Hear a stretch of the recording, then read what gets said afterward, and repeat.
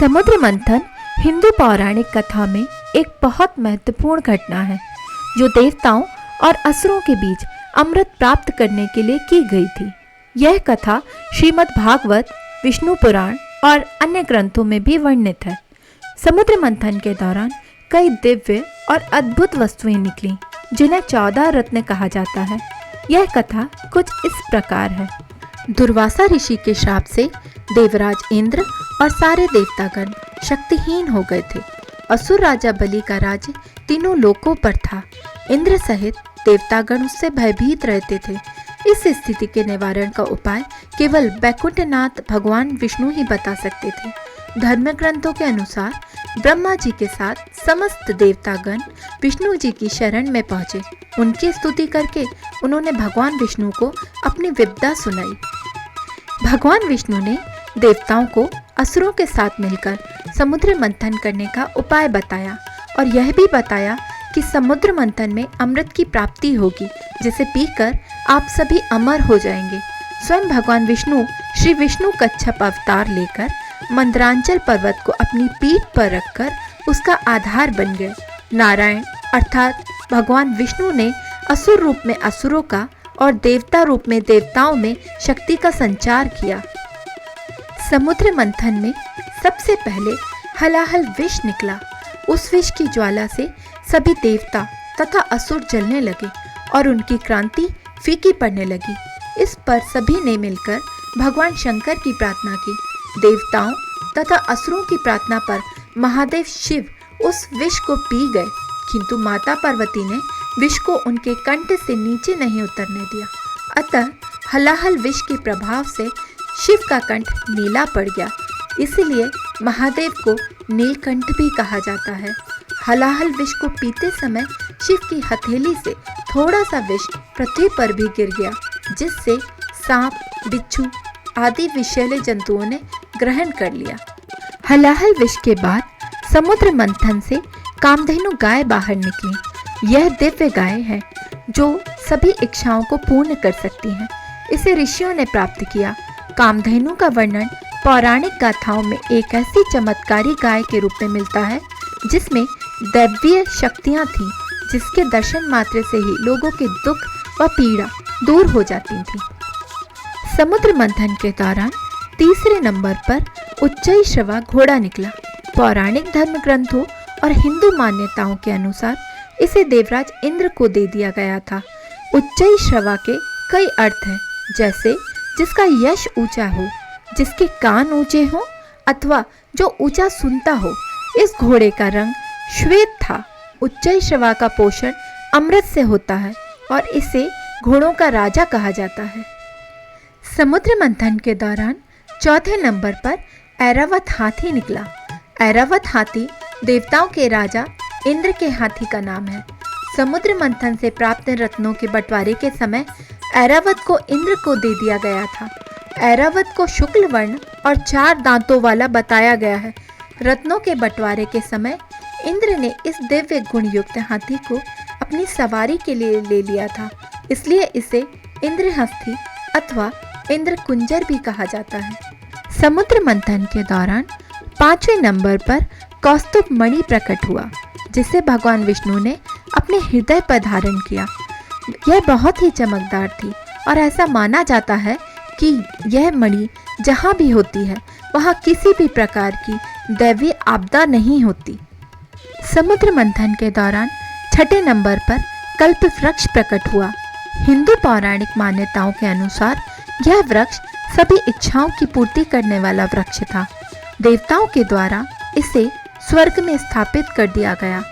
कई पौराणिक ग्रंथों में कल्प वृक्ष को कल्पद्रुम एवं कल्पतरु के नाम से संबोधित किया गया है। समुद्र मंथन के दौरान 7वें नंबर पर रंभा नामक अप्सरा प्रकट हुई। वह सुंदर वस्त्र एवं आभूषण पहने हुई थी और उनकी चाल मन को मनमोहित करने वाली थी। वह स्वयं ही देवताओं के पास चली गई। बाद में देवताओं ने रंभा को इंद्र को सौंप दिया और जो उनकी सभा की प्रमुख नृत्यांगना बन गई। समुद्र मंथन के दौरान 8वें नंबर पर देवी लक्ष्मी प्रकट हुई। क्षीर समुद्र से जब देवी लक्ष्मी प्रकट हुई तब वह खिले हुए श्वेत कमल के आसन पर विराजमान थी। उनके श्रीअंगों से दिव्य कांति निकल रही थी और उनके हाथ में कमल था। देवी लक्ष्मी को देखकर असुर, देवता, ऋषि आदि सभी चाहते थे कि उन्हें लक्ष्मी मिल जाए, लेकिन लक्ष्मी जी ने स्वयं भगवान विष्णु का वरण कर लिया।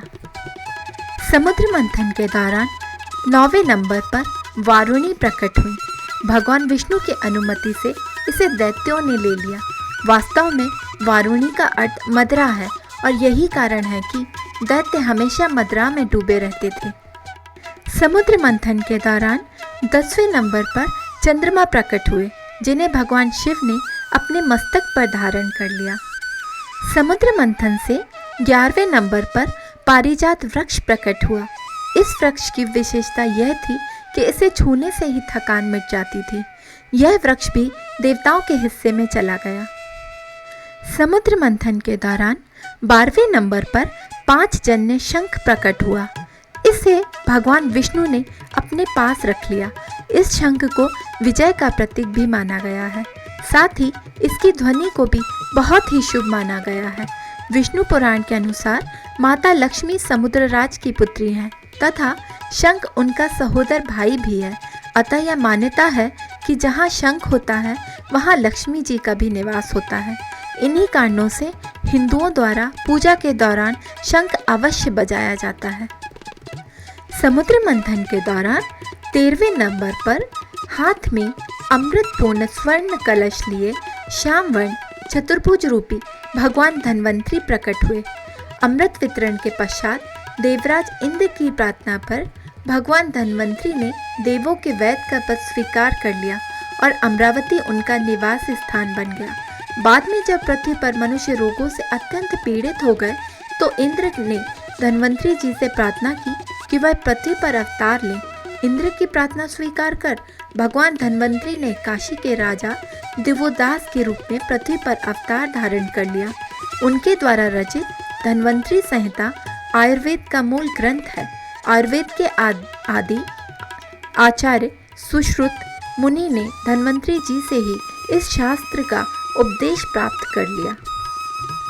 समुद्र मंथन के दौरान प्रकट होने वाला 14वां और अंतिम रत्न अमृत था। अमृत का शाब्दिक अर्थ अमरता है। भारतीय ग्रंथों में यह अमृत प्रदान करने वाला रसायन के अर्थ में प्रयुक्त होता है। यह शब्द सबसे पहले ऋग्वेद में आया है, जहाँ यह सोम के विभिन्न पर्यायों में से एक है। अमृत को देखकर दानव आपस में लड़ने लगे।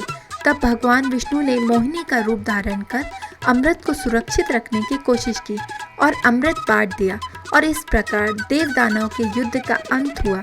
इस दौरान अमृत की कुछ बूंदें 4 स्थानों प्रयागराज, हरिद्वार, उज्जैन और नासिक पर गिरी, जहाँ कुंभ मेला आयोजित किया जाता है।